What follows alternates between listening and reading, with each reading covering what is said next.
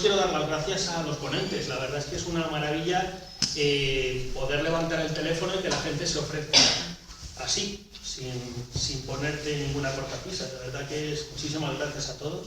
Es una delicia. Vamos a tratar hoy un tema, hace poco un compañero me lo comentaba, no sabemos si esto es bueno hablar de ello o no. Sinceramente creo que es buenísimo hablar de ello. Creo que es algo que desde que somos muy pequeños, todos los que llevamos, al final, creo que todos conocéis el camino de la música y sabéis que esto es una vida entera. Empezamos cuando, alguna vez yo soy trompetista, me preguntan ¿de cuándo tocas? Y digo, es que yo no recuerdo no tocar. Y es cierto, tengo antes el instrumento que los recuerdos firmes en mi cabeza. Y dentro de toda esa aventura vital de una vida entera, aparecen problemas como este que vamos a hablar, que ojalá, como dice la directora, no os ocurra ninguno, pero que tenemos que tener en claro que esto ocurre y, como veréis, no solamente ocurre, sino que se supera y se puede seguir con una vida plena. Reiterando las gracias a todos los miembros de esta mesa, lo que sí quiero es pasar un poco a presentarlos. En primer lugar, la doctora Ochoa, presidenta de la Asociación Española de Neurociencias, jefa del Servicio de Neurología de los Hospitales H en Madrid. No sé qué decir más, creo que nos vemos casi todos los días, alguno no. Y es una auténtica pasada trabajar a su lado porque es una mente muy lúcida, especialmente en el tema de la neurología, como dice ella, de cuello para arriba. A continuación está Luis Tener, también una persona que conozco hace muchos años, es músico profesional, trombonista, un gran músico, que además ha aportado una experiencia vital a mí personalmente, pero creo que hoy lo vais a ver por su travesía a lo largo de la distonía focal en dos ocasiones concretamente. Nos puede dar un prisma muy especial porque no solamente le han acompañado estos problemas, sino que le han acompañado de una manera repetitiva, reiterada. Pero lo mejor de todo es que, y eso nos lo contará él, lo supera. A continuación está Stefan Loyer. Si alguno ve los conciertos de la 2, le veréis todos los sábados por la mañana con el trombón bajo en la Orquesta de Radio Televisión Española. Es trombonista bajo, es profesor de trombón bajo y una de las leyendas de los músicos de viento en este país, además de profesor con una larga trayectoria. Nos va a ilustrar en cómo ha enfrentado este problema a lo largo de sus alumnos y con su propia experiencia. A continuación tenemos al doctor Fernández Rosa. Muchísimas gracias. Decía, no solamente es disculpable el retraso que nos afecta a todos, sino que es al revés. Lo que hay que hacer es dar muchísimas gracias por haber dejado estos quehaceres que tenemos todos los días tan tremendos y poder acudir a compartir algo como este. Es médico especialista en la actividad física y del deporte, entre otras atribuciones es médico oficial de la Mutua Madrid Open. Y va a compartir con nosotros una visión que, aunque puede parecernos alejada, está tremendamente vinculada, y esto el doctor nos lo confirmará, y es que este problema de la distonía focal en músicos es muy parecido al que ocurre en deportistas. Y por último tenemos a Irene Sáenz.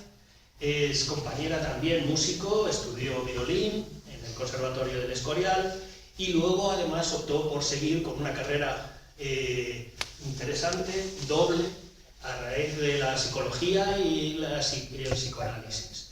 Esa es un poco su especialidad. Ella nos va a aportar ese punto de vista psicológico y de psicoanálisis de un elemento como este que estamos discutiendo, y que creo que toda esta mesa pluridisciplinar nos va a dar la luz que quizás falta a veces en esto. Solo vamos a disponer de esta tarde, de momento, insisto, y del concierto del sábado, para poder aportar un granito de arena en un tema muy complejo como es la distonía focal.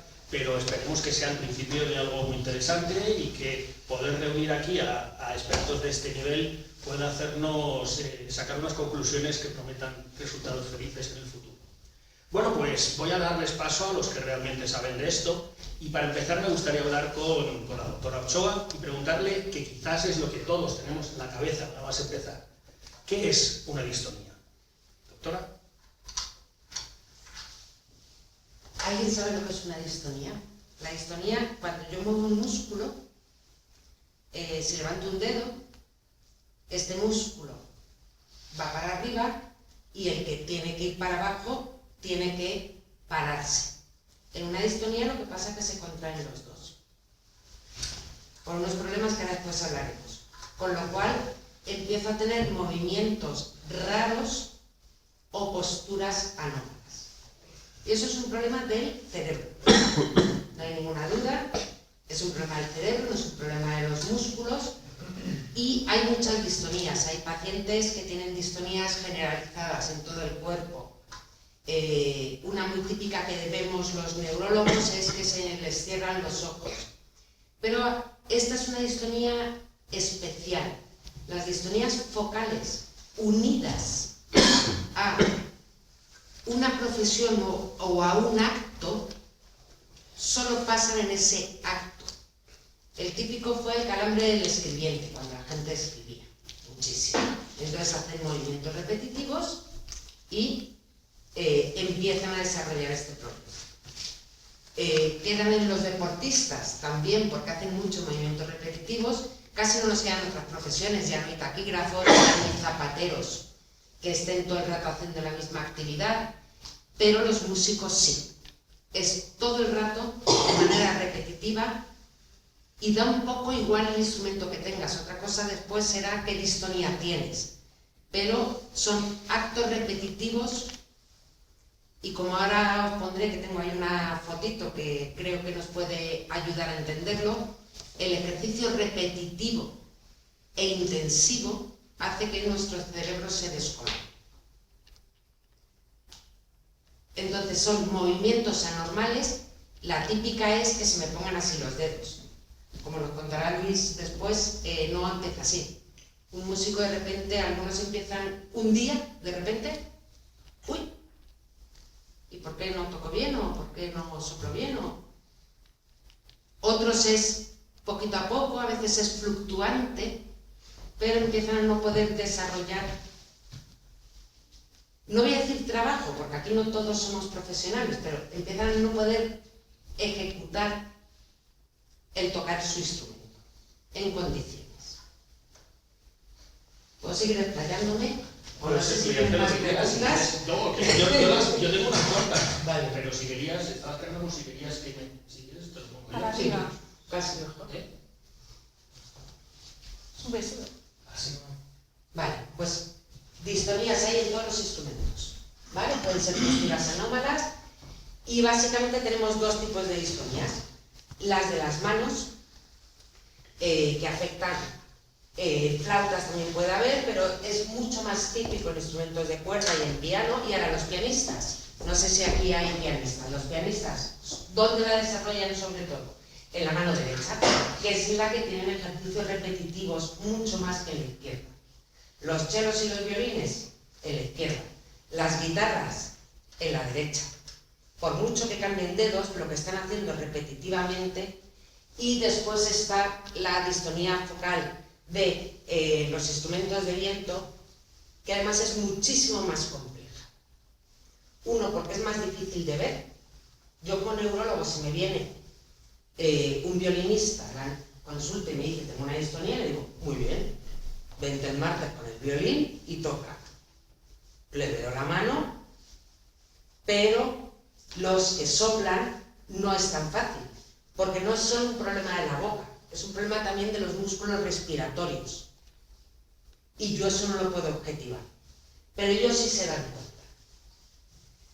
Entonces, básicamente, separamos dos distonías de los músicos, ¿vale? Las de las manos y la de la embocadura.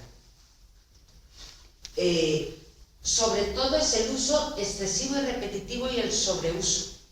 Eso es lo que hace que el cerebro tiene neuroplasticidad, aunque nos hayan dicho a todos que a partir de los 18 años, si te das un golpe se mueren las neuronas, eso es mentira, ¿vale? Pero eso lo cuento en otra clase o en otra charla. Eso es mentira, sigue existiendo plasticidad.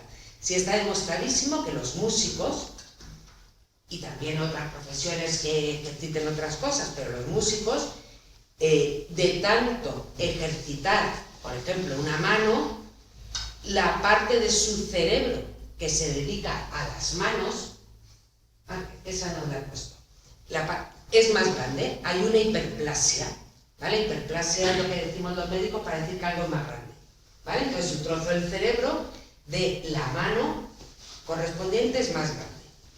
Porque no es que generen nuevas neuronas, pero si no engordan y empiezan a hacer más conexiones. Y eso está fenomenal porque así me sirve para más cosas. Pero si me paso en el uso, esas conexiones empiezan a equivocarse y en vez de la neurona del dedo gordo irse al cacho del dedo gordo, se va al dedo meñique. Y entonces ya me empieza a hacer eso. Entonces hay una hiperactividad del cerebro. Y además, como os he dicho, para levantar un dedo, yo tengo que levantar un dedo y decir, no lo bajes. También hay un fallo en los mecanismos de inhibición. Es decir, todo esto es del cerebro y creo que después os lo he puesto, lo podemos demostrar, ¿vale? O sea, yo estoy aquí hablando la primera porque creo que si estamos hablando de una enfermedad, tiene que empezar a hablar de un médico y para que pensemos que esto no es cuento, podemos medirlo y podemos demostrar, ¿vale? También hay factores genéticos, el estrés puede ser un desencadenante y después puede tener consecuencias, por eso está Irene al final de nuestra mesa. Es mucho más frecuente en varones, lo siento Luis, dicen que los estrógenos pueden proteger, bueno, eso es lo que nos hemos inventado los médicos para decir que es más frecuente en varones, no sabemos por qué, ¿vale? ¿Cómo se trata? No te voy a dejar hacerme preguntas, porque voy a contar todo. Bueno, pues los médicos tenemos muchos inventos, ¿vale?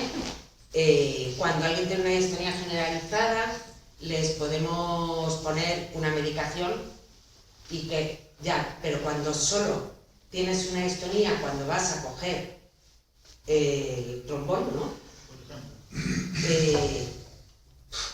Envenenarle con algo que va a todo el cuerpo, pues no es muy útil, ¿vale? Tenemos también la toxina botulínica, que no sé si os sonará, ¿vale? La toxina botulínica es de cuando nos dicen que no comamos latas que están hinchadas es porque hay una toxina que te paraliza. Si eso lo arreglamos en farmacia, lo usamos cuando hay contracciones involuntarias.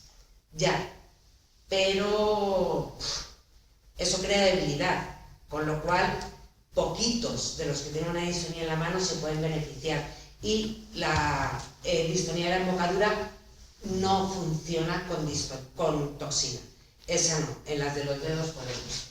Nos podemos inventar, meterles, estos son cables que llegan a una parte del cerebro profunda, estos que os digo que cuando no inhibimos, vale, pues entonces lo estimulo y entonces ahora ya sí inhibes. Pero también es un poco agresivo. También es cierto que como hablaremos después dices, vale, pues si no puedes tocar el trombón, no toques el trombón. Claro, pero por eso estamos aquí, para intentar conseguir que podamos tocarlo. Y sí que hay nuevas técnicas, que es la estimulación magnética, de una forma poniendo así un casco que simplemente ponerles una pala, donde yo puedo estimular o inhibir esas partes del cerebro que están hiperactivas o no está funcionando la inhibición. Siempre unido a lo que nos comentará ahora Luis, de la rehabilitación. Pero sí hay otras medidas y otras cosas que podemos hacer. Sí hay tratamiento, no solo mío, yo voy a hablar de lo mío, ahora hablarán de técnicas de rehabilitación y de psicoterapia. Y esto es un estudio en el que son áreas hiperactivas, ¿vale? Con maquinitas de las que tenemos en los hospitales, yo puedo ver qué área está más activada y qué área está menos activada. Y después de sesiones de, perdóname ahora la palabra, que a lo mejor reentrenamiento motor, ¿vale? Lo que hacen los fisios y los rehabilitadores y todas estas cosas, consigo demostrar que disminuye esa hiperactividad. Es decir, todos esos tratamientos son útiles y además podemos demostrarlos. Porque aquí que me salgo del plano. Bueno, creo que clarísimo lo que ha contado la doctora Ochoa. Además me parece que es un punto de inicio básico. Conocemos qué es la distonía. Algo que a veces nos ha pasado por la cabeza, y es que esto es un problema muscular, esto es algo, no sé muy bien dónde está, lo único que sé es que no puedo tocar, pues estamos viendo, está en el cerebro. A continuación me gustaría que Luis, como he comentado un poco en la presentación, eres músico profesional, vives de la música,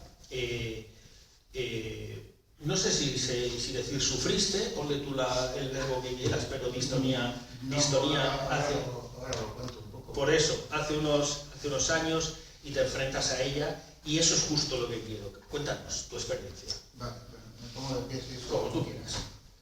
Igual da un poco más de empaque. Bueno, tengo que ser muy esquemático, tengo que contar una experiencia de 15 años en 10 minutos. Entonces, no sé si luego al final habrá un grupo de preguntas o tal, pues se queda Sí, alguna claro. duda. Y si no, después de la charla, si alguien quiere preguntar algo, que lo pregunte. Pero así básicamente, yo hace 15 años, sobre el 2009-2010, empecé a tener pequeñas molestias que se podían deber perfectamente a una pequeña falta de estudio, tener un bajo rendimiento por lo que fuera, pequeños ataques que fallaban. El registro grave en concreto es el que empezó a dar algún problema muy extraño, pero lo achaqué. Acaba de tener un hijo, tenía una relación ahí un poquito regular, se juntaron una serie de cosas en mi caso personal. O sea, tenemos que tener claro que cada caso, cada persona tiene un bagaje, tiene una experiencia y tiene una serie de circunstancias a su alrededor que hacen que la distonía que pueda sufrir o cualquier otro problema, si nos centramos en la salud del músico, tengan una serie de... O sea, le puede afectar de una manera u otra. En mi caso es emocional. Yo personalmente ya lo tengo súper claro. Entonces, digamos que todo ese estrés que yo fui acumulando, ¿vale? A lo largo de un año fui perdiendo nivel hasta que prácticamente colapsé. Hablamos ya del 2011. El registro agudo en aquella ocasión no lo perdí por ningún lado, que era algo que chocaba a todos los compañeros a lo bestia. O sea, ¿cómo es posible que puedas tocar en el registro agudo? Iba a tocar de trombón 1 en big bands metiendo una caña tremenda y no tenía problemas, pero el registro medio ya estaba casi roto y el grave imposible, ¿vale? A grosso modo. Me quedé muy solo, era muy difícil de hablar, casi toda la gente con la que yo podía hablar de compañeros era, es tu cabeza, es tu imaginación, tampoco será para tanto. Esto es un detalle que cuando conozcáis a alguien, si no sabéis, mejor os calláis. Porque no ayuda a nada, porque al final, o sea, a veces el ego que tenemos de pensar que es que yo técnicamente soy muy bueno, tal, o sea, no sirve absolutamente nada. Esto no es un problema técnico, no es un problema psicológico, no es un problema de miedo escénico, lo tengo clarísimo. Son muchas personas con las que he podido hablar en estos años. Me fui al Institut de l'Art. Si no lo conocéis, es una clínica que hay en Barcelona que, bueno, no entramos en más detalles. A mí son los únicos que me dieron un camino. Antes de llegar allí estuve con 2 neurólogos que directamente me llegaron a decir que no me va a recuperar. Por suerte pasé de ellos. Una de ellas me dijo que porque me pusiera a tocar el piano que no me iba a afectar la distonía. Creo que estaba en lo cierto, pero yo soy trombonista. Voy a ser trombonista hasta que me muera y punto. ¿Vale? Pues eso, estuve en un proceso de 2 a 3 años de recuperación. Ahí no sé cómo se dice, lo que has dicho tú de lo de la recuperación neuromuscular. Sensoriomotriz. Sí, pero bueno, para mí fue algo parecido. De alguna manera, lo que hice para mí fue muy acertado. Pues empezar a tocar con boquilla, empezar a vibrar, empezar otra vez a reconstruir. Lo que construí en 10 o 15 años, desde que era niño con 7 o 8, que empecé a tocar el bombardino, pasar trombón y tal, lo recuperé en 2 años o 3, simplemente buscando no tener ya tensiones, etcétera, etcétera. Considero que hay una serie de factores que no llegué a completar y a recuperar en otros niveles, a nivel físico, a nivel personal, a nivel emocional, que son las que después de 10 años trabajando otra vez a tope, empezando a tocar también la tuba, porque yo trabajo sobre todo en el mundo del jazz, músicas populares, he tocado con venezolanos, con colombianos, he hecho un montón de trastadas por ahí a nivel musical, pero por desgracia, otra vez por un motivo emocional, no bien, que luego viene a comentar las cosillas de forma mucho más coherente que yo, no las resolví y durante los 2 últimos años he ido otra vez perdiendo ahí, digamos, la magia, y en junio volví a recaer. Este junio del 2025, ¿vale? Claro, yo sabía lo que me estaba pasando, pero no he sido capaz de poderlo frenar. Ahí es donde yo estoy trabajando a lo bestia. Yo ya me cuido, yo como bien, yo hago deporte como una bestia, creo que bastante controlado. Tengo un montón de cosas y de parcelas en mi vida muy bien desarrolladas, que de hecho son las que estoy intentando compartir en redes porque creo que pueden ayudar al que le ayude bien y al que no, pues oye, que siga otra persona, ¿no? Pero a mí personalmente sé que me están ayudando.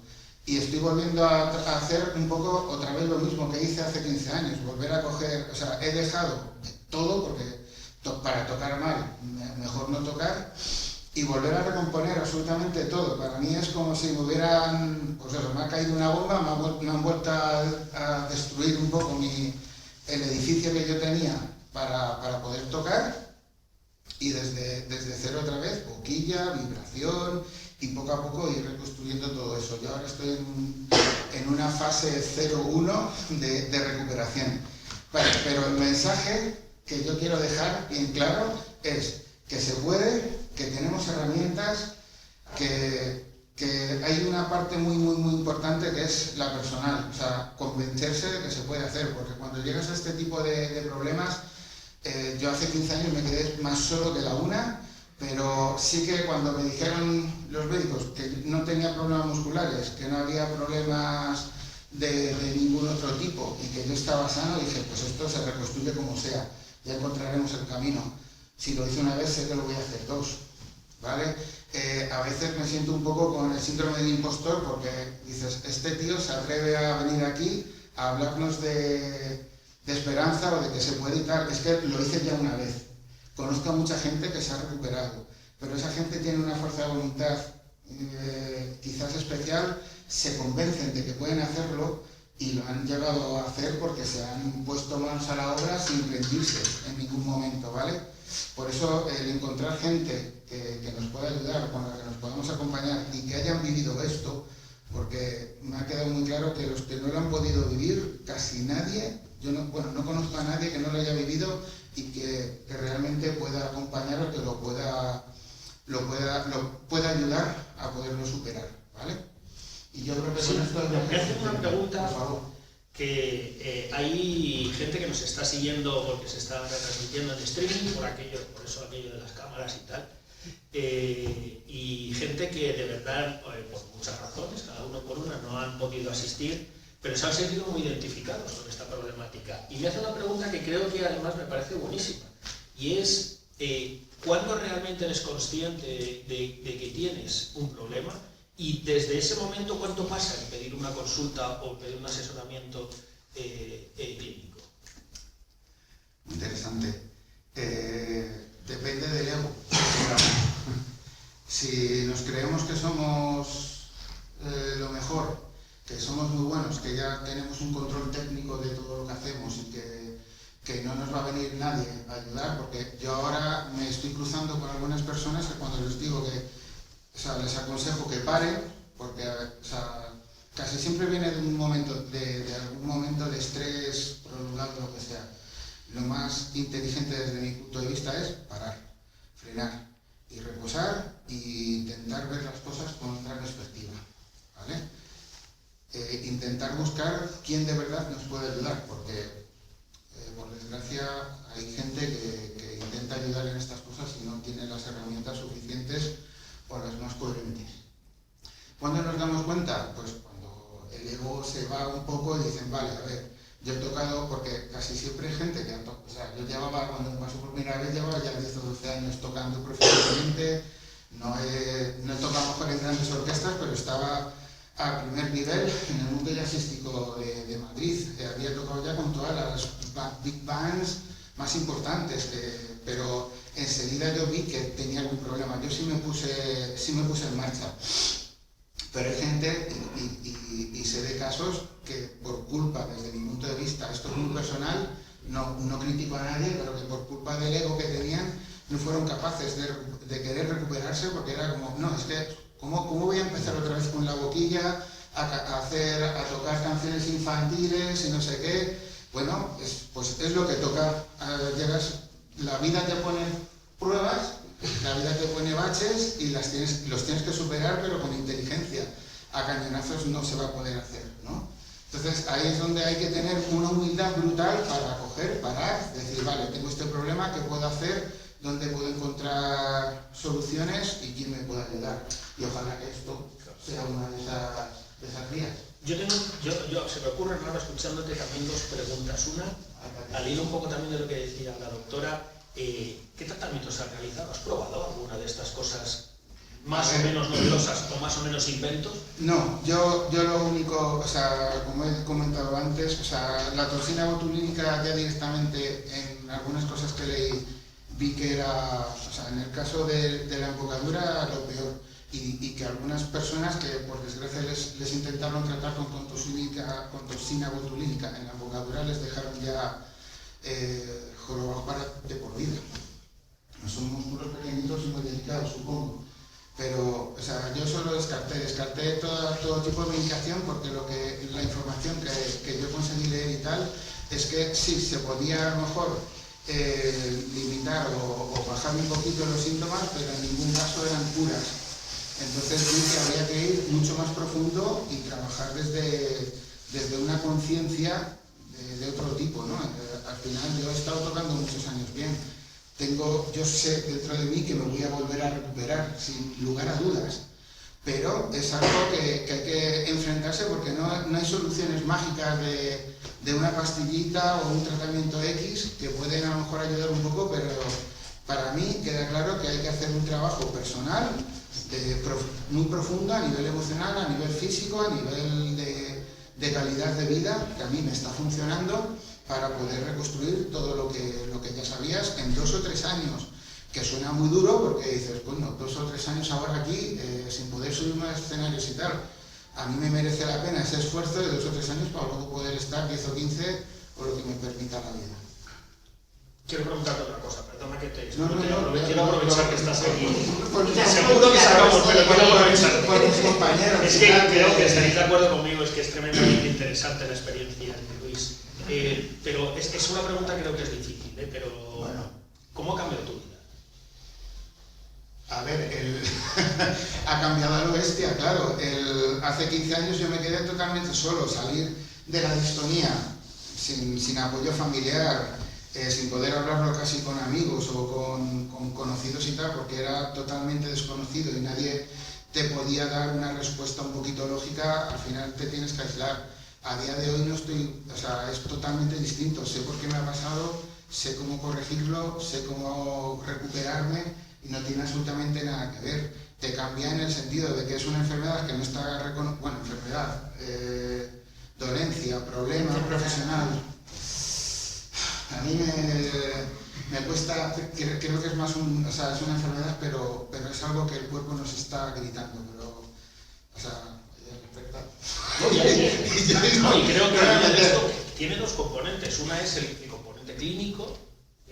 Enfermedad es una definición clínica, no desde el punto de vista clínico no admite dudas. Y la otra, que creo que es importante darlo a conocer, es el punto de vista jurídico. Creo que también es una cosa que debería tenerse en cuenta. El tema es tener una fuerza interior brutal para encontrar los caminos, y al final se encuentran y se puede solucionar. El tema es tener esa paciencia, que no es algo que vayas a solucionar en 2 meses, es algo que va a llevar un tiempo. Y creo que además en ese sentido te deja resetearte. A nivel personal reseteas y te vuelves a reconstruir y ser mejor si es posible. Y ya está. Muchas gracias, Luis. La verdad es que es una experiencia muy enriquecedora. Me consta que además en la sala hay algún caso más que también son testigos de que esto se puede superar y se puede seguir adelante. Una pregunta. Sí, claro. Antes has tocado el tema jurídico. ¿Existe una enfermedad profesional? No existe. Entonces, claro, este hombre lo que antes comía el trombón y luego habrá tenido que comer arrancando las cosas de las paredes. Se ha quedado sin ingresos y la Seguridad Social no lo cubre. Que te lo conteste Luis. No, a ver, justo ayer lo hablábamos en el chat. O sea, no está reconocida de momento. Te dan la baja como enfermedad común. Si no puedes trabajar, te dan la baja como enfermedad común. No está reconocida, hay muchas enfermedades profesionales reconocidas en los médicos, en los músicos, perdón, pero ninguna del ámbito psiquiátrico, pero la distonía no está recogida. Las del ámbito psiquiátrico-psicológico podrían ser multifactoriales, ¿vale? A lo mejor hay que discutirlo, pero cuando lo único que no puedes hacer es soplar el trombón y sí puedes silbar, evidentemente es una enfermedad profesional.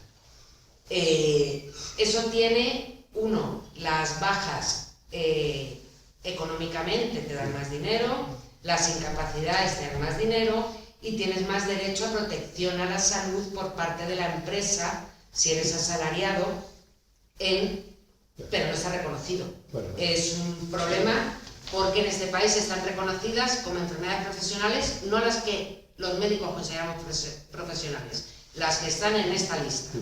Y si no estás en el no es, y la distonía focal no está reconocida. Eso realmente es un problema a muchas bandas. Y esta, sin duda, por eso decíamos, es una de ellas. Hombre, a ver, en mi caso es un problema porque yo no soy asalariado. Yo soy trombonista freelance, entonces tengo un problema. Pero bueno. Sí, pero la mesa de los autónomos la hablamos otro día.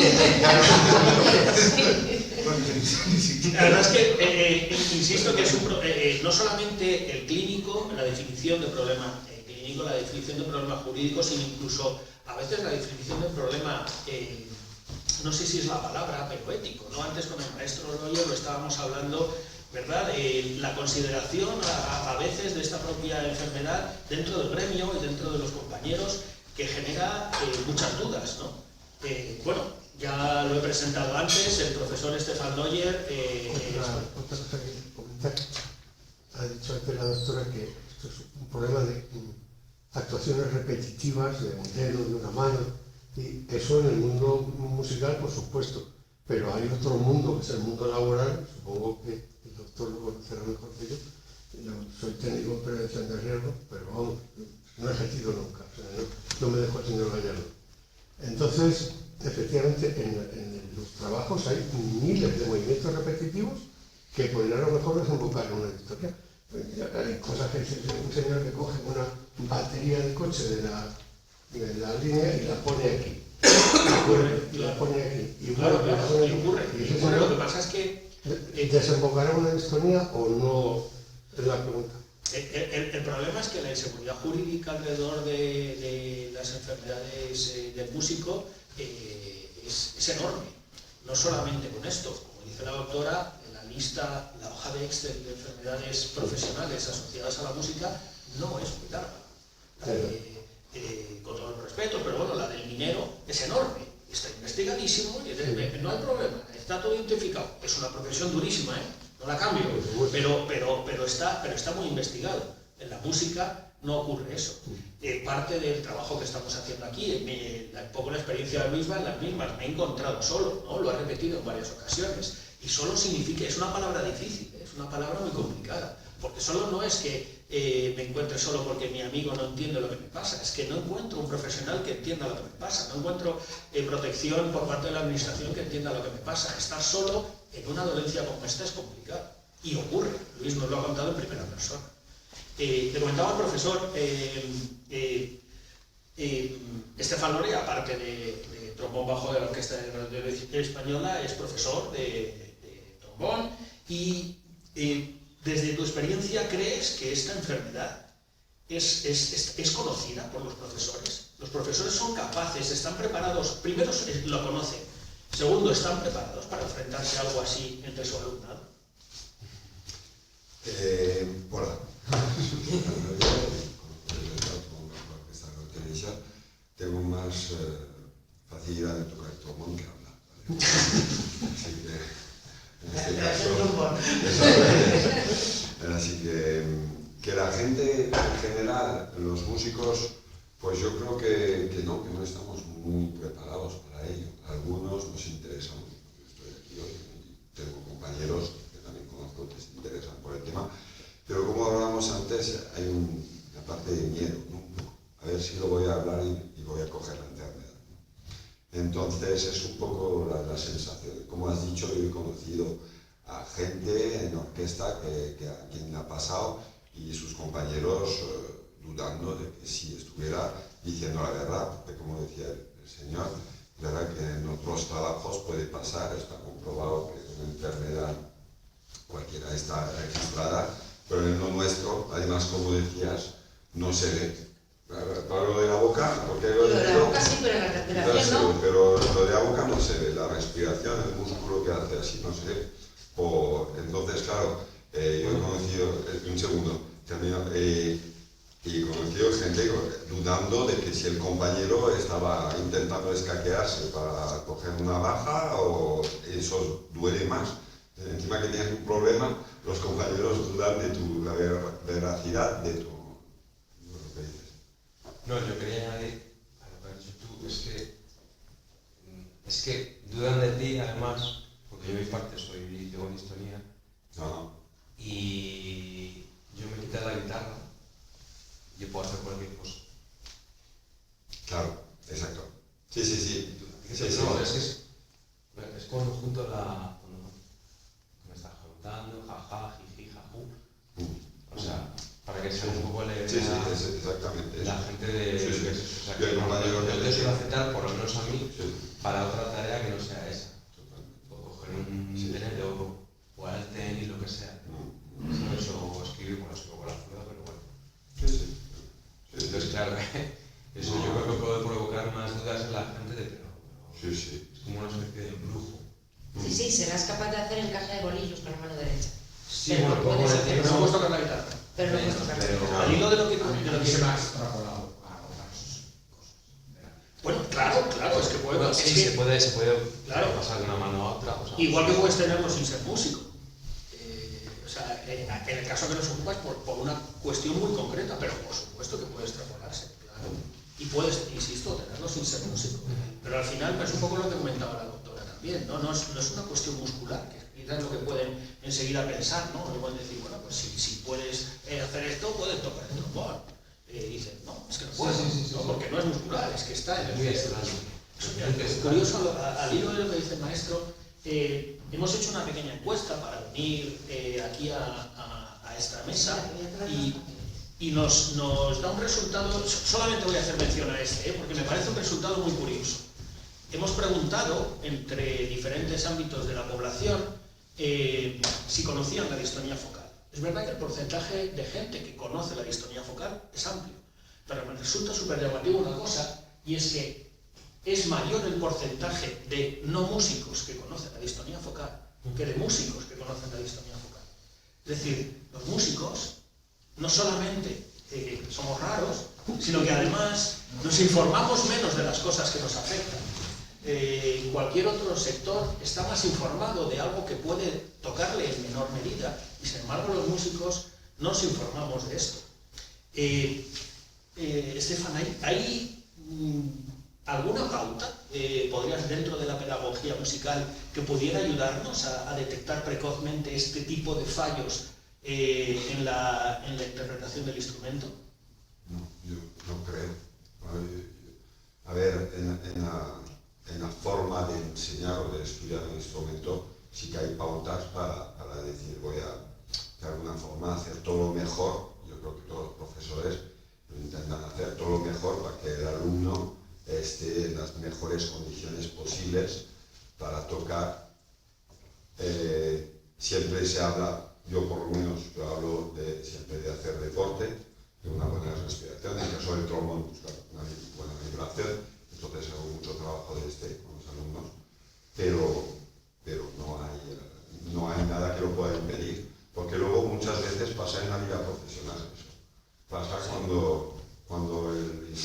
artista se encuentra pues, quizás en la ópera, que tiene que tocar, le pasó una neumonía, que de repente tenía que tocar muy piano en la ópera, y bloqueo total, y a partir de ahí, ¡pum! Y que tengo, y que no sé qué y tal. Pero el profesor no tiene ninguna herramienta para esa detección Claro, precoz de una distonía. yo creo que ahí además, lo que decías antes del nivel medical, es importante que el diagnóstico lo tiene que dar un neurólogo, ¿no? El diagnóstico primero es eso, porque luego, perdona, pero luego no hay que confundir un problema técnico que pueda aparecer, ¿no? Que nos aparece, y una cosa, una disfunción neuromotora, ¿no? Algo así,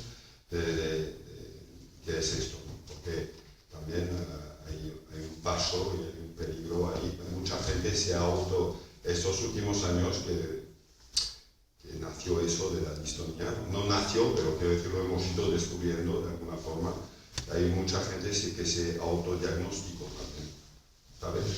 Que se autodiagnosticado, no puedo tocar, tengo distonía. Yo he tenido, ¿sabes? Que tengo distonía. No tenía distonía, que tenía que estudiar más una cosa, más otra, o soplar más, o vigilar la colgadura, o sería un guitarrista, pues sujetar mejor, no sé.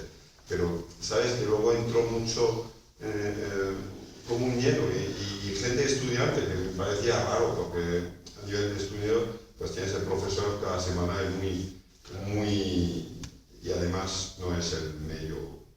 Lo hablábamos antes, ¿no? Que al final el desconocimiento nos lleva a veces a pensar en la parte más negativa de cada una de las cosas. Vale para cualquier cosa en la vida, pero en el caso de la distonía también. No la conozco, luego voy a pensar mal. ¿No? Eso es una cosa que ocurre. Pero sí que me llama la atención en 3 intervenciones lo desconectada que está la distonía en cada una de las 3 cosas. Es decir, el médico recibe un caso de distonía con una serie de confusión alrededor. El paciente, el alumno, el músico profesional no encuentra el momento fácil en el que decidir tengo un problema, no encuentra el momento fácil en el que voy a acudir a un profesional. Cuando acudo al profesional, al neurólogo, quizás en muchos momentos es tarde y viene asociado a cuadros de ansiedad o a otro tipo de problemas. Me corregís si digo algo que no he entendido bien. Y el caso del profesor se acaba encontrando como quizás la parte más importante. Todos hemos pasado muchas horas con nuestro maestro, claro, sin herramientas para poder ayudar a su alumno y conducir quizás la que podría ser la pieza que enlazara a un alumno que no puede dar bien una nota con un neurólogo que necesita verle, ¿no? Claro, es importante este paso, no confundirse, porque es algo serio al final, ¿no? Claro, claro. ¿Puedo aportar algo en la conversación? Sí. Desde mi experiencia, yo soy pianista y tuve distonía focal hace 7 años en el contexto de mucho estrés, de las oposiciones. Fue justo el verano después de haber hecho las oposiciones, por primera vez, muchísimo estrés, muchísimas horas de estudio, y bueno, en fin. Y bueno, finalmente yo me llevó mucho tiempo, pero lo superé a través de una reeducación motora profunda desde los cimientos, pero de la técnica pianística.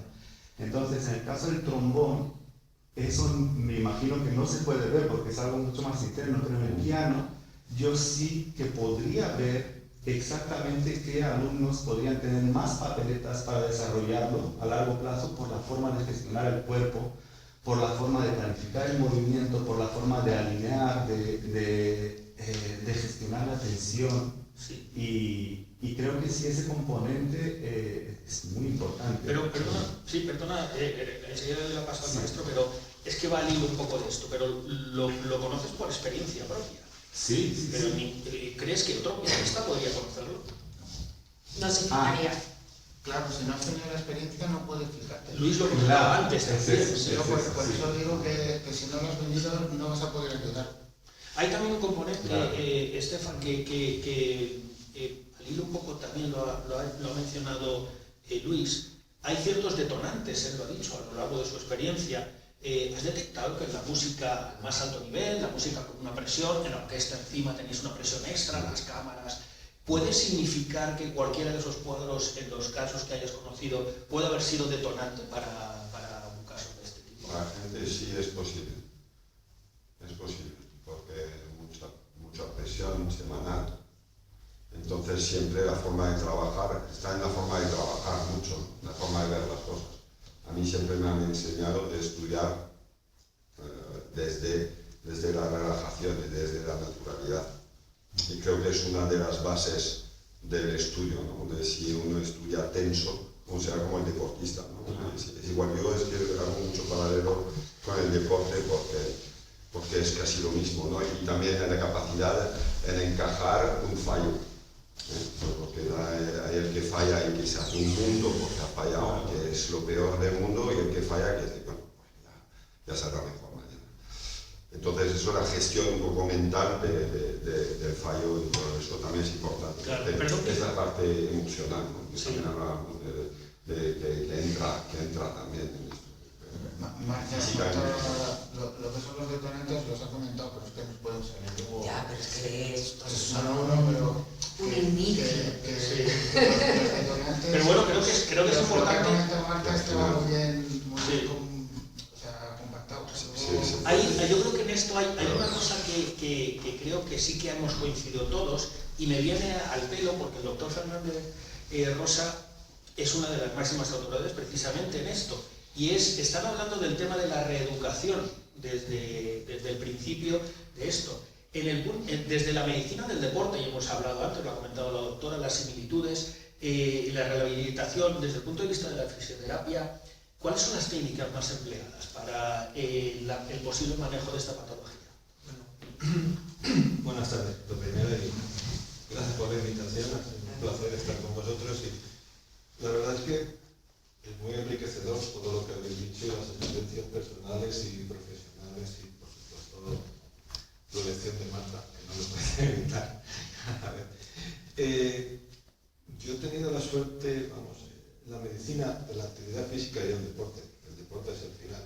No vamos a entrar aquí a discernir entre actividad física, ejercicio y deporte, porque no es lo mismo dentro de ahí está, podríamos estar ahí. Y claro, es un ejercicio y es casi un deporte tocar un instrumento. Si vamos a la definición de que tú haces una actividad para consumir energía, cuando repites ya haces ejercicio, y que cuando compites es deporte, esto cae plenamente. De hecho, en relación también, yo soy médico del Ballet Nacional durante 3 años y claro que hemos visto distonías en músicos, en bailarines, hemos visto distonías en futbolistas. Yo estoy muy alejado en mis últimos años porque me he dedicado al tenis y al fútbol fundamentalmente, y hemos tenido futbolistas de primera división con distonía también. Y el miedo escénico, salir a un estadio con 50, 60.000 personas gritándote en contra en ocasiones, también te crea respeto en determinadas situaciones. Las técnicas, la única ventaja es que nosotros trabajamos desde un punto de vista multidisciplinario. Es decir, yo creo que las cosas salen mejor si se trabaja en conjunto. Entonces, en mi equipo yo tenía porque ya no ejerzo como tal, tenía otros 2 compañeros médicos, tenía 3 o 4 fisioterapeutas, tenía un nutricionista, incorporamos al psicólogo, desde luego, punto fundamental desde los primeros momentos, y siempre había un técnico con nosotros. ¿Por qué esto?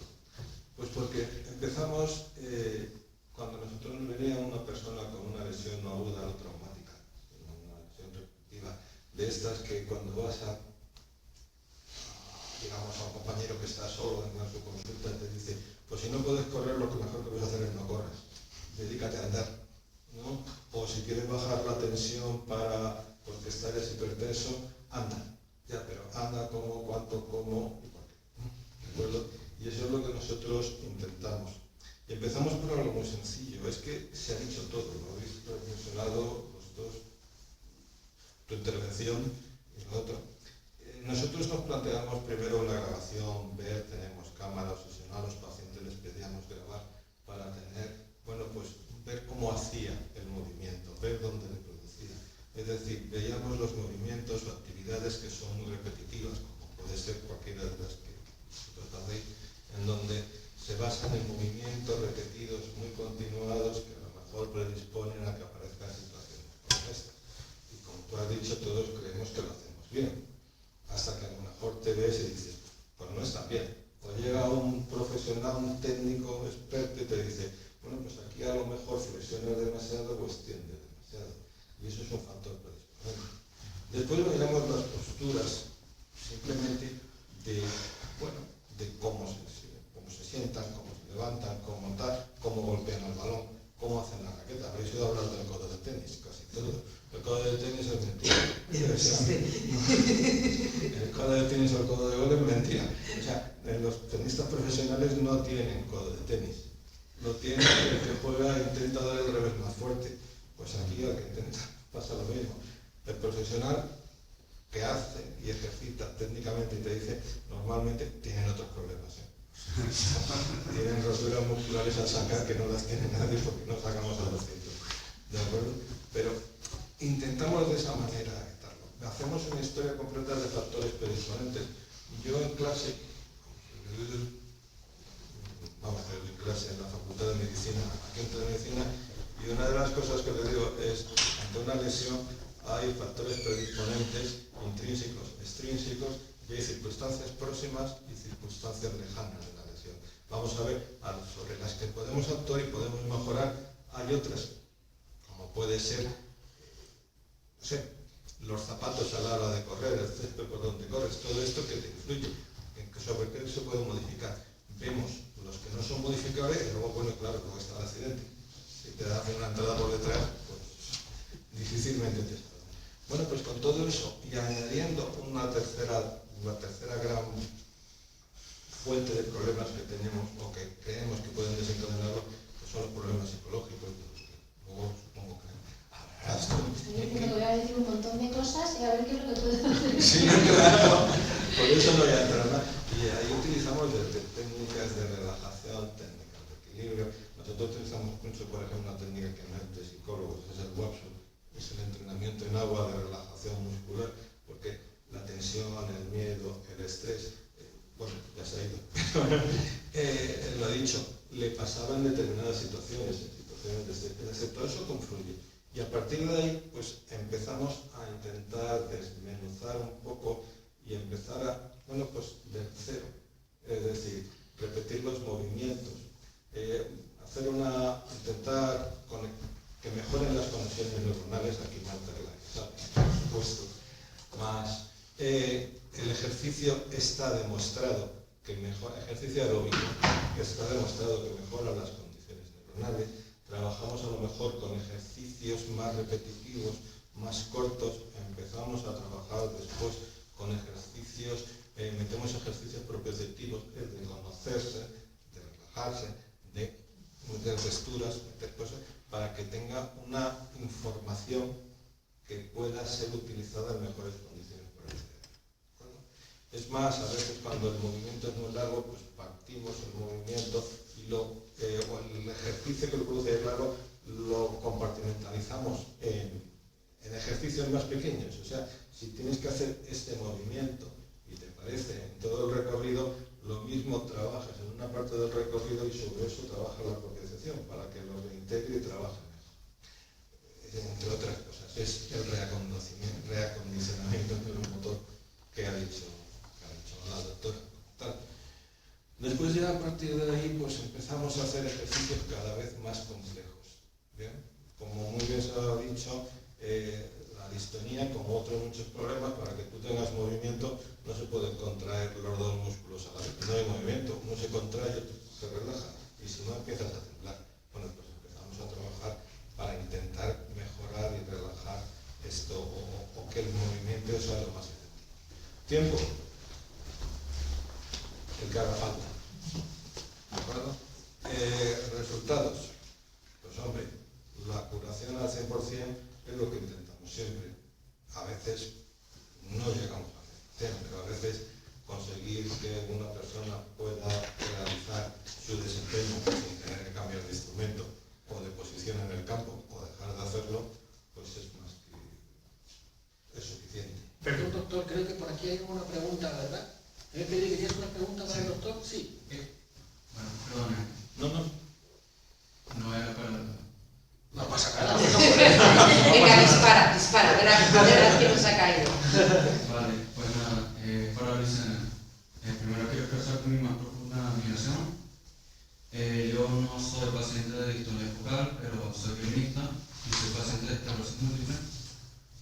Y bueno, a ver, tuve un brote que me causó ciertas cosas, pero me preguntaba, ¿cómo recuperaste la sobriedad? O sea, antes de este episodio que tuviste, en el primero, desde que tú te recuperaste, esa sobriedad de tocar, o sea, ¿no te daba miedo que tú quisieras hacer algún cambio de posición al llegar a alguna nota y no llegaras?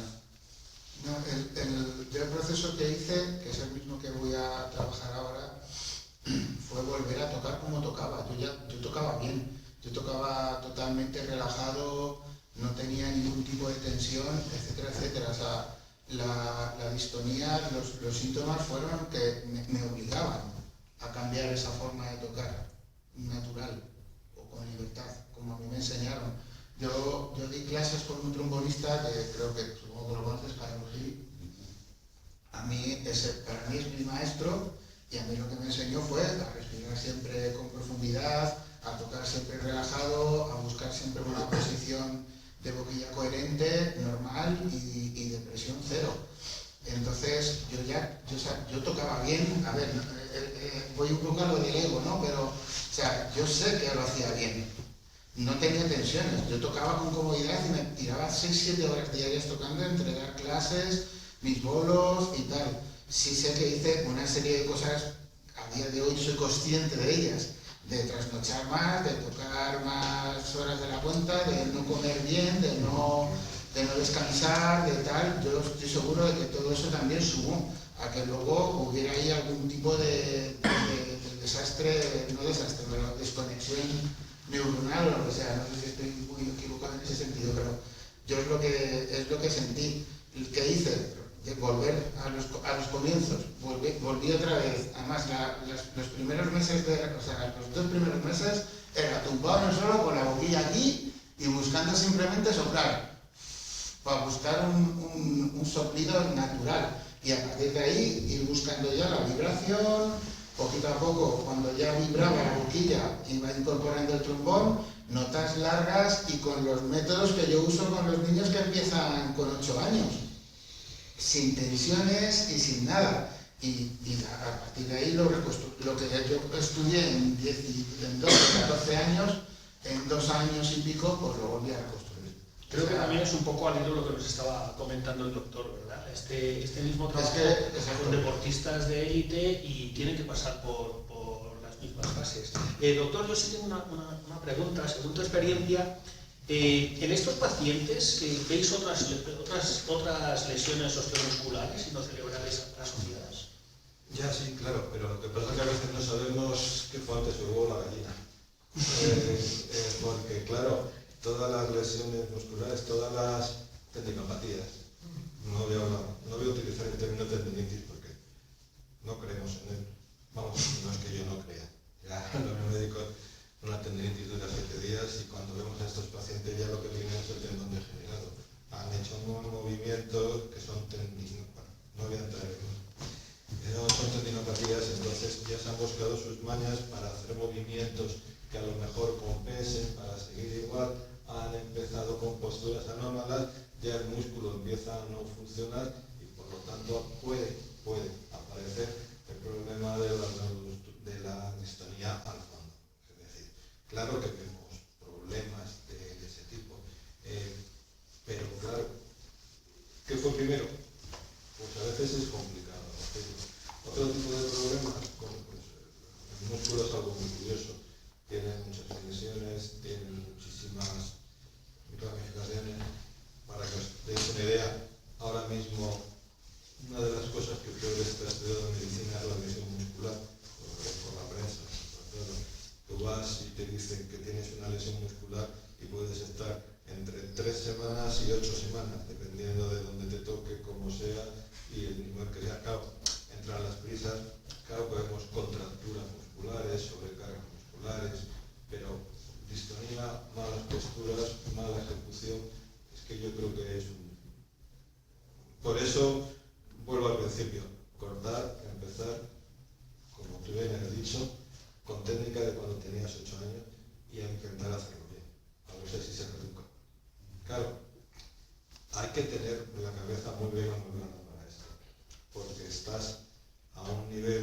muy alto y te dicen, tienes que volver a empezar. Y lo primero que dices, ¿yo por qué? Y entonces pues empiezan otra serie de problemas. ¿Y doctor? Sí, claro. A raíz de eso, yo pienso que siempre, de esta forma, en el estudio diario, es importante los básicos, siempre, ¿no? Siempre hacer los básicos, aunque estemos bien, que estemos peor, que estemos... No todos los días estamos bien, que los que no tenemos distonía, ¿no? Pero es importante, pues, como el deportista todas las mañanas va a hacer ir a correr o va a hacer estiramientos y tal, yo siempre empiezo el trabajo así, ¿no? Volver a los básicos, no tan largas, cosas lentas y siempre reconectar con el cuerpo también, ¿no? Lo que tenemos aquí, que tenemos un mundo aquí, que flipamos mucho los músicos, ¿vale? Que estamos ahí, tenemos nuestro mundo tal, y nos olvidamos muchas veces del cuerpo, ¿no? Entonces, reconectar siempre la respiración y todas estas cosas, yo creo que recordar los básicos es siempre importante, diariamente. Y los hábitos de vida. Yo recuerdo que uno de mis problemas, usted lo va a contar, lo de que sales, tomas cosas, eso es normal y lo hemos hecho todos. Pero claro, yo recuerdo que mi mayor problema en el Radio Nacional es que me decían, es que nosotros ni somos deportistas ni somos profesionales, somos artistas. Y tú decías, sí, pero estaban desde las 9 de la mañana hasta las 5 de la tarde concentrados en la Pedro. Estás 8 horas aquí metida haciendo algo. Tienes primero tratamiento, después tienes barra, después tienes tal, después tienes instrumento y ya los guitarristas y los cantadores. O sea, primero hay que convencerse de que puedes y de que es importante que eres un profesional y que como tal no hay una medicina para deportistas de élite, la medicina es la misma muchas veces. Es como se lo enfocan. Muchas gracias, doctor. Creo que me sigue pareciendo, es una conclusión personal, pero me sigue pareciendo que tenemos grandes expertos en cada una de las parcelas y arrojan luz sobre el tema muy personal de mi parcela, y lo que nos está faltando, y quizás haya conocimiento que se pierde en eso, es la transversalidad de todas estas disciplinas. Voy a aprovechar con esto. Sí, claro. A raíz de eso, y una cosa que siempre explico en clase, tanto a los médicos como a los fisioterapeutas, yo soy médico y fisioterapeuta, tengo la doble condición, y le explico a los fisios y a los médicos que derivar a un paciente no es ninguna deshonra. Hablar con alguien que sabe más, y si tú tienes un compañero que lo hace mejor que tú, o es más especialista que tú en hombro, que en rodilla, a mí me metes en el codo y me pierdo, pero de medio cuerpo para abajo entiendo. Un poquillo de cabeza para arriba. Claro, pero es que eso va contra muchas cosas, pero tienes que tener la calidad humana suficiente para pedir ayuda, saber derivar y hacer una buena derivación, que es un buen tratamiento. Claro que sí. Sí, a lo mejor quizás lo que falta es un poco más de conocimiento acerca de la distonía y la transversalidad, o al menos de la distonía de una manera transversal, no de una manera vertical, porque al final un profesor de tenis o un profesor de trombón se encuentra con la dificultad de no saber detectar una distonía en un músico o en un tenista, y a lo mejor agravar un problema. Lo que pasa es que ya empezamos a chocar intereses. Yo tuve un jugador número 100 del ATP, estar entre los 100 mejores del mundo, ya es un nivel, ¿de acuerdo? También es cierto que no ganas dinero en tenis si no estás entre los 100 primeros. A partir de ahí, ganas dinero por los sponsors, por cosas de esta. Pero tuve un entrenador que se empeñó con 18 años en que sacara 200 por hora. Le dijimos miles de veces que no podía sacar, que no estaba tal. Se empeñó, al final el chico duró 3 meses en alta competición, porque tuvo una fractura, una lesión en el cartílago, grado 4, con un desprendimiento.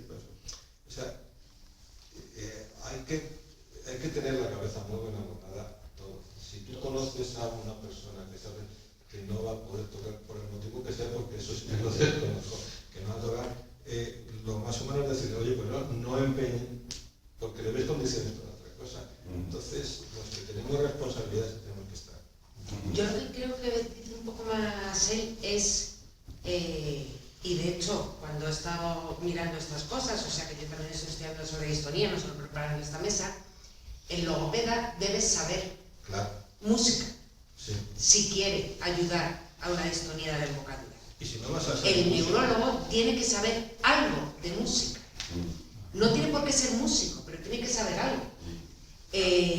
Porque si no, cada uno, yo me voy a alinear una. Y entonces no funciona. Por eso también creo que esto es importante, que de verdad, aunque cada uno vayamos a nuestra bola, después tengan que ser equipos multidisciplinares. Eso fue fundamental. Mi primera consulta en el Ballet Nacional fue una bailarina, primera bailarina, y íbamos a hacer la Celestina en el Teatro Real. Ya que se ha pasado tiempo de esto. O sea, mucho, o sea, algunos ni conocerán que la Celestina se ha hecho en el teatro. Esto digo. Y se les llega la primera bailarina y me dice, es que yo cuando parto de segunda para hacer un relevé, y claro, yo, ahí me digo, espera, y me dice, ponte ahí ya me lo al final entendí, claro, pero de aquí pues pasa lo mismo, si no sabes, pues... Sí, perdón, había una pregunta por aquí, para el doctor o para quien quieras, Esa que hacéis pregunta. Sí. Ahora no hablamos de tratamientos y por verificar cómo sería el inicio de un tratamiento, no sé si tiraría, o sea, aparte de apartarse un poco del instrumento, no sé si tiraría más por contracciones isométricas, más anestésicas y más cortitas, o simplemente por acortar movimientos o por... Yo empezaría por movilidad. Primero haría una valoración entre, como hemos dicho, un movimiento continuo, músculos agonistas y antagonistas. Vamos a ponerlo fácil, flexores, extensores. Intentaría ver el balance, si hay alguna causa que ha producido un desequilibrio muscular, si hay una atrofia muscular, porque si no hay una pérdida de masa muscular, una atrofia, tampoco tengo por qué meterme en empezar por fuerza. Entonces, pero a lo mejor sí hay normalmente una pérdida de recorrido articular. Entonces empiezo con tratamientos propioceptivos, ejercicios de movilidad. Solamente el movimiento ya me va a poner el músculo, la articulación, no el músculo, en condiciones de poder hacer una recuperación de fuerza que se gana pronto en comparación con otras cosas más ajustadas.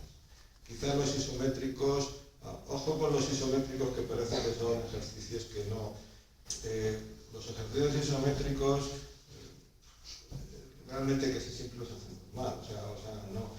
Había un... Bueno, sí, es que no sabe, pero yo he estado intentando cocer el huevo. Sí, o sea, no, porque y luego con internet y ponía que era a 63 grados durante 10 minutos. Y claro, pues el isométrico pasa lo mismo. Un isométrico es efectivo cuando lo haces a 8,2 durante 8,2 segundos. Ahora, ¿cómo mides tú 8,2 segundos? Al final haces 10 segundos y dependiendo de la fuerza que desarrolles. Ahora, por ejemplo, en tendinopatías estamos utilizando isométricos de 30-50 segundos mezclado con ejercicio excéntrico. Es decir, el ejercicio que haces cuando haces operaciones desarrollas la fuerza. Y es lo que va muy bien para corregir las tendinopatías. Pero si intenta hacer un isométrico 60 segundos. Y luego me dices si eres capaz de mantener.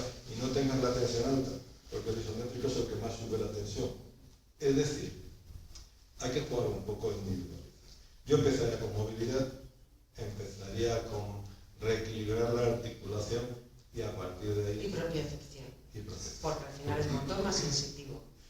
Una cosa tan sensible, una lesión más, digamos, muy de moda, el ligamento cruzado anterior. Nosotros empezamos en el ligamento cruzado anterior con la propiocepción exactamente a los 3 días posteriores. Y no se puede empezar a correr en un cruzado hasta los 3 meses. A los 3 días estamos trabajando, intentando. Para mí, el entrenamiento propioceptivo es algo básico en todos los órdenes.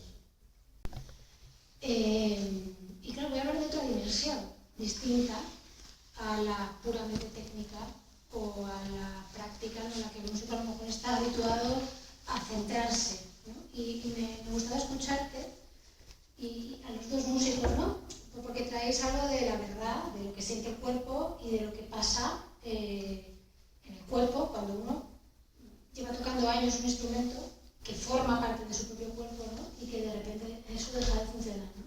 Entonces, bueno, yo he escrito unas páginas porque así yo me siento más segura, la verdad, y después de ahí podemos a lo mejor iniciar una conversación, pero es verdad que es otra dimensión distinta a la médica o a la del músico que está viviendo en esto. Bueno, como decíais antes, la distonía focal es un fenómeno extraño, decías, que no se entiende, es desconcertante. No hay lesión visible, no hay músculo roto, y sin embargo el cuerpo deja de obedecer, como si de pronto se negara a tocar. Cuando Marta me propuso hablar sobre este tema, pensé, ¿cómo puede entenderse esta afección, que yo hablo de afección, ¿no? Desde el psicoanálisis? Como cuando llega un paciente a la consulta, me pregunto no tanto qué le pasa, sino por qué le pasa eso. O sea, qué hay detrás de esa parálisis del cuerpo. Creo que es interesante empezar preguntándonos qué le lleva a alguien a tocar un instrumento, ¿no? O sea, puede ser que tus papás te hayan apuntado al conservatorio, que algún familiar considerara que era algo bueno para ti, que tú tuvieras interés por la música y alguien te apuntara, que tus padres sean músicos y por ahí pues tú vas con ellos, ¿no? Y continúas. Pero de cualquier manera tiene que haber un momento donde ese niño o esa niña hagan suyo, ¿no? Este deseo y conecten con su instrumento de verdad y lo hagan propio. De hecho es curioso porque antes hablábamos de que la distonía no sucede en momentos, ¿no? En principio, ¿no? Que no había experiencias de músicos jóvenes que se han ido ya, ¿no? Sino que se pone en juego cuando ya uno es profesional, cuando le pasan otras cosas en la vida. Y esto me parece interesante, ¿no? Poder entenderlo desde aquí. Bueno, es entonces cuando pasa a significar algo para él. Deja de ser el instrumento, un objeto externo, para convertirse en algo íntimo, algo corporal.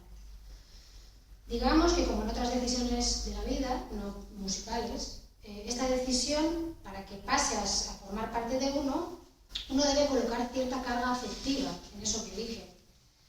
En un deporte, en el instrumento, en la lectura, en la pintura.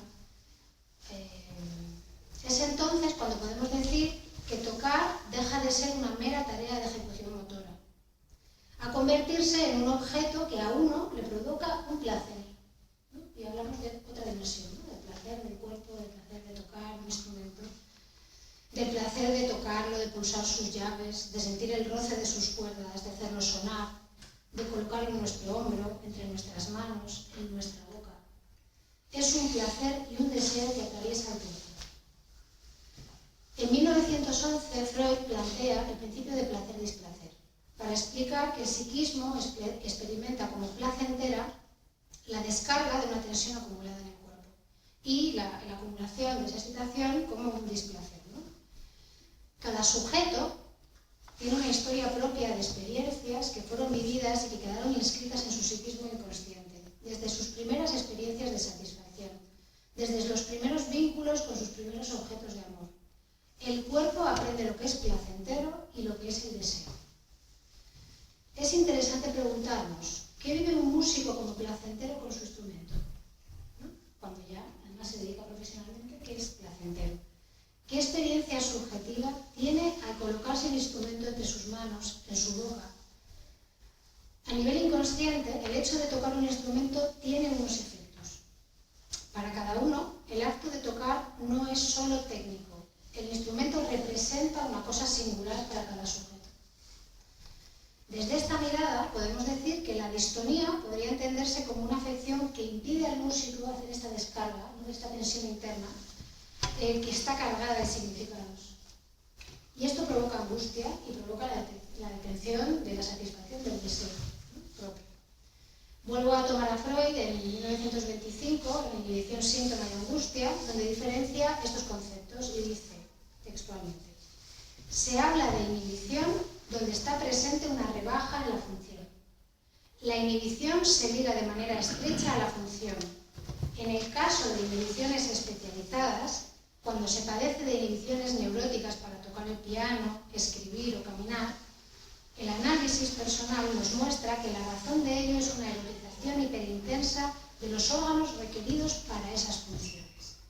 Es decir, que cuando un órgano del cuerpo adquiere una carga y una significación simbólica, afectiva, demasiado intensa, su función se ve interferida, ¿no? Inhibida, no tiene por qué estar inhibida, pero depende de esa carga, pues sí puede inhibirse esta función, como pasa en este momento. Imaginemos a un clarinetista que padece distonía. Para él el acto de tocar, colocarse caliente en la boca, de soplar, no es solo un gesto técnico que también tiene esa dimensión, pero tiene otra connotación que está cargada de afectos y de significaciones propias. Si a nivel inconsciente el acto de tocar tiene demasiada carga afectiva o simbólica que no se puede lograr, que no se puede poner en palabras, el yo interviene para renunciar a la función, bloqueando el movimiento del labio con el fin de evitar un conflicto interno. Así, el cuerpo pone un límite a las mociones de deseo inaceptables para el yo. Freud decía que el yo no es dueño de su propia casa. Tal vez sea lo que la distonía nos recuerda, que entre el músico y su cuerpo hay un inconsciente que también toca su propia partitura. Desde esta perspectiva, la distonía no es un error del cuerpo, sino otra forma de lenguaje. El cuerpo habla cuando la palabra calla. El trabajo psicoanalítico no busca eliminar el síntoma, sino escuchar lo que quiere decir. Cuando el músico puede hablar de las fantasías que envuelven al instrumento, al lugar que ocupa para él o ella en su vida, sus temores, sus deseos, ¿no? Su vida personal que decía, ¿no? ¿Qué otros significados tiene para él, ¿no? ¿Qué pasa en la vida personal? La palabra toma su lugar y el cuerpo ya no necesita hablar sintomáticamente. La distonía entonces ya no sería un enemigo, sino una oportunidad para reencontrarse con el propio deseo y una invitación a reconciliarse con el cuerpo y con el placer de tocar. Muchas gracias. Había una pregunta por allí que... Sí. Sí, bueno, ahora era un poco antes. Quería preguntar si la reeducación muscular es la única vía de recuperación de una distonía. Y no sé qué opinabais como de otras terapias tipo como el brain spotting o cosas así que vienen más como desde la autorregulación y como regular esas sobrecargas, esos sobreimpulsos que hay en el cerebro, pues desde la respiración y ejercicios pues más de meditación y cosas de esto. Yo utilizo el Tai Chi en ocasiones para, es más, cuando empiezan con otras técnicas, pero como forma complementaria, o sea, no excluyente, sino como parte dentro del programa de reeducación, dependiendo del nivel de la persona, el nivel de, o viendo cómo es el paciente, sí que hemos orientado a veces a ese tipo de técnicas. Básicamente el Tai Chi, ¿no? Por ejemplo, no yoga, ¿no? Pero por los efectos articulares, vamos, por las limitaciones articulares que a veces producen algunas situaciones, y el Tai Chi de forma de control, el control mental también sobre lo hemos utilizado. O sea que no es excluyente, sino complementario. Y sí creo que no hay ningún tratamiento único. No sé, ¿Vale? O sea, la estimulación magnética que le estamos empezando a utilizar lo que hace es mejorar las técnicas de psicología y de rehabilitación, como las llamen ellos. Pero es todo complementario. Y creo que lo importante es que de verdad sepamos usar en cada paciente lo que necesita, las dos que necesita. Las más adaptadas. Sí, porque depende de cada paciente. Hay que personalizar muchísimo. ¿Por aquí hay otra pregunta? Sí, pero también con el claro, si tú al final, siendo la distonía focal, o como se puede entender, que es que el trastorno del movimiento se da solo cuando pues tienes igual el instrumento en las manos. Entonces, por ejemplo, si tú puedes hacer Tai Chi, o incluso puedes hacer los mismos movimientos que haces con tu instrumento, sin tu instrumento en las manos, y no tener ningún problema. Efectivamente. Entonces, es solo cuando, entonces la manera de trabajar o de enfocar sería siempre con el instrumento en las manos. A veces hasta sin instrumento. Empezamos desde el principio, hasta a veces sin el instrumento, o digamos, o haciendo un ejercicio, digamos, en solitario, fuera de él. Luego ya se incorpora el instrumento. Como he dicho antes, hay una escala dentro de, fraccionamos mucho y a veces no te da para hacer un movimiento, digamos, completo para el instrumento.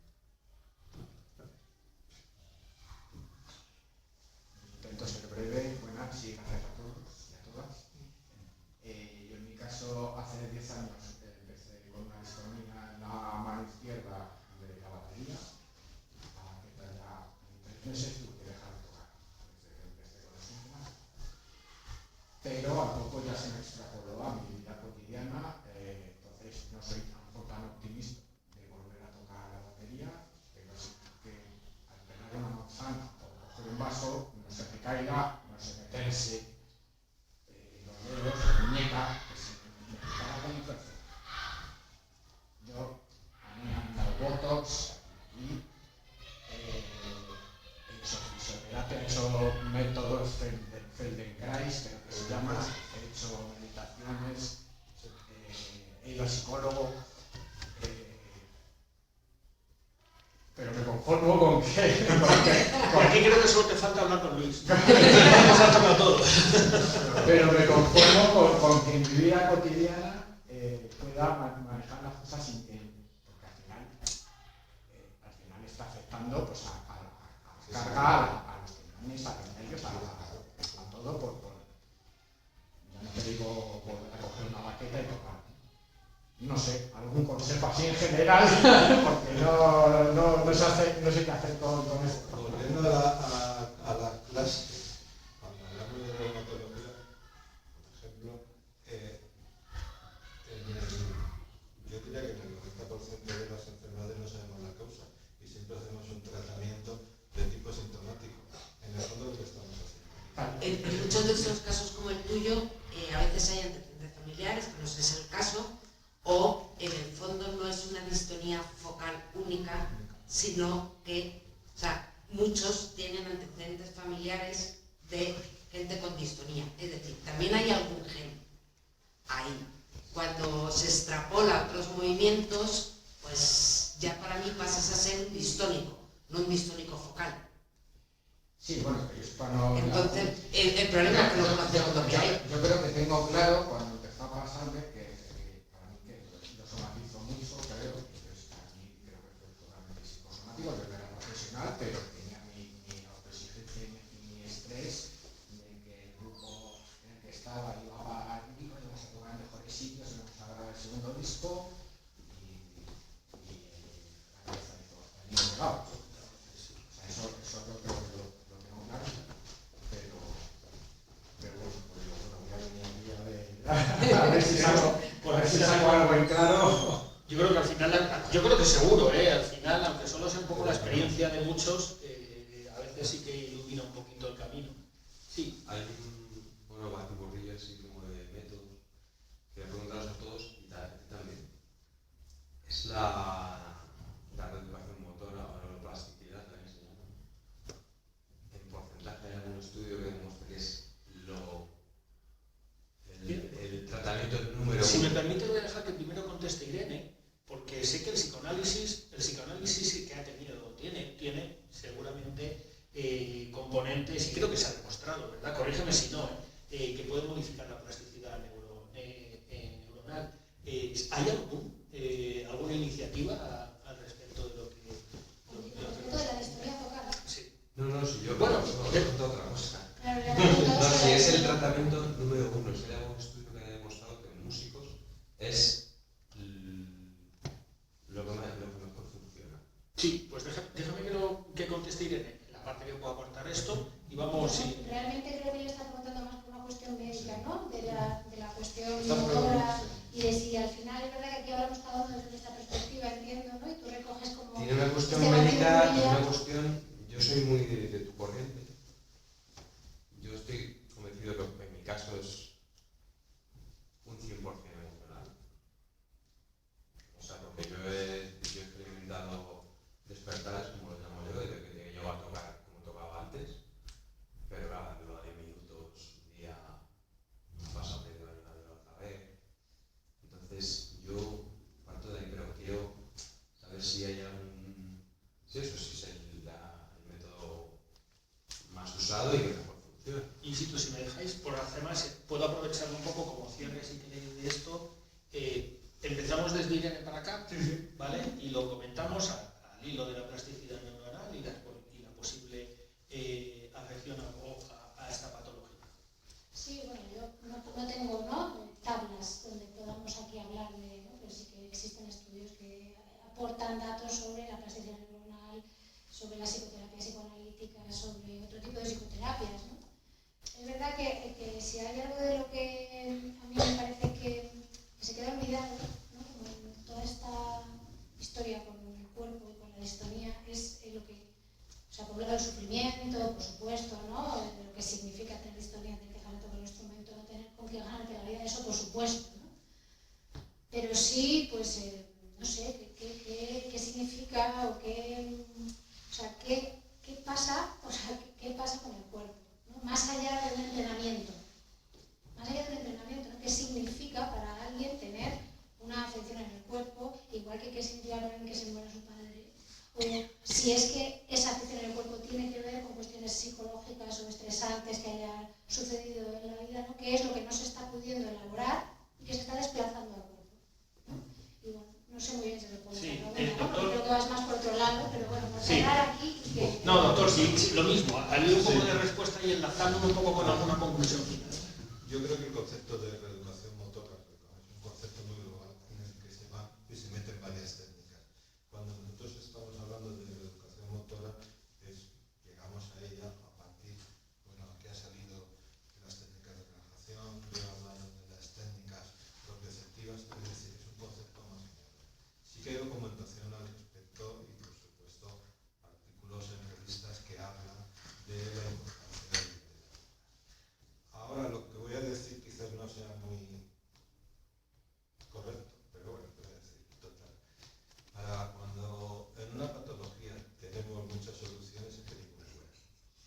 Porque si no, solo habría una, ¿sabes? Si tú tienes una infección, te damos un antibiótico, y si te falla, te damos la segunda fila, y si no, te hacemos un antibiograma y vemos qué antibiótico le damos. Si tú tienes una distonía, lo podemos enfocar de varias formas. Evidentemente con la reeducación motora, con el apoyo psicológico, con todo lo que quieras que se ha dicho y más cosas que seguro se pueden decir, con los cascos, con las corrientes, con todo. Y a lo mejor no resulta. Perdón, si es que es por ir terminando, porque o sea, sé que podríamos estar hablando, de hecho lo comenté un poco al principio, esto nos deja a todos con ganas de más, creo que podríamos estar hablando muchísimo tiempo sobre esto, pero hay que continuar con la vida. Maestro, lo mismo, un poco al hilo de lo que comenta y como conclusión final desde el punto de vista de la pedagogía musical. Pues que en lo que me concierne yo pienso que siempre recoger diariamente, volver a los básicos, es importante. Lo que habló Irene, y también de lo de el placer a tocar, el placer, no olvidarse de eso, de las ganas, el placer y volver a encontrarse con el instrumento, ¿no? La vibración. En nuestro caso, yo lo que me gusta mucho en tocar el instrumento es la vibración, ¿no? que da el tocar, no sea el piano, sea pues la guitarra, eso es vibración, la música es vibración, ¿no? Y esa vibración es importante pues, que exista siempre, ¿no? Que sea cantar o tocar. Entonces, el placer a tocar es importante. Me gustó eso lo que dijo, porque, y claro, cuando uno se encuentra, pues hay que... Y en este sentido creo que está bien también, ¿no? Que hablamos de técnicas, de que si hay que hacer actividades físicas, técnicas básicas y tal, pero volver a decir qué es lo que me gusta en lo que estoy haciendo. Entonces, es lo más difícil de todo esto, porque demasiadas veces ya solamente el acercarse al instrumento es un trauma. Y esa relación se ha vuelto hipertóxica y hay que tener una fuerza de voluntad para acercarse y hacer como un ejercicio de abstracción total y decir no. Sí, es lo más difícil. Seguimos siendo amigos. Sí. y buscar ese placer entre todo ese dolores. Y es muy difícil, muy difícil. Pero bueno, al final se consigue. Luis, si lo mismo. Si no nos quieres aportar alguna cosa. No, al revés, o sea, es que no nos vamos a... O sea, hay muchas cosas que se van a quedar en el tintero. Creo que la iniciativa de poder hablar de esto ya es súper importante. Yo quiero recalcar, es que me ha gustado mucho la intervención de Irene,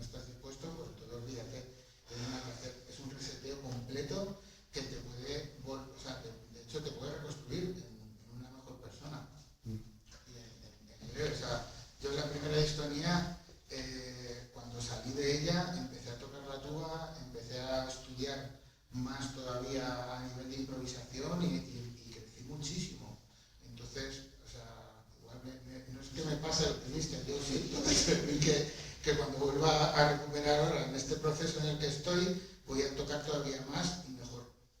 Luego ya veré, igual no estoy, pero estoy casi convencido de que lo conseguiré. Sí, Estefan. No, que eso que ha tocado un punto interesante, que al final vas investigando más allá de lo que hubieras hecho si hubieras tocado, sabes que al final también hay un lado bueno, ¿no? Digamos, de alguna forma, que hace que uno también investiga, y por eso es interesante no dejar de luchar y de ir a por ello, como la valentía que tiene Luis, yo creo que es de aplaudir, porque es que es una pasada. Hace años que, y me parece las ganas que tiene siempre es enorme. Además, yo comparto el punto optimista de Luis, porque creo que además, especialmente en la música, podemos aprender toda la técnica del mundo, y hay profesores que dan fe de ello, pero eso y hacer música son dos cosas muy distintas. Y al final, hacer música y poder contar todas unas experiencias vitales, sin duda alguna, lo que hay detrás del mensaje que tiene Luis ya dentro de nada, en cuanto vuelva a coger el trombón, va a ser mucho más enriquecedor que si no hubiera pasado toda esta cosa. Bueno, y por último, yo creo que la doctora Ochoa, además presidenta de este circo, me encantaría que pudieras contar un poquito una conclusión final.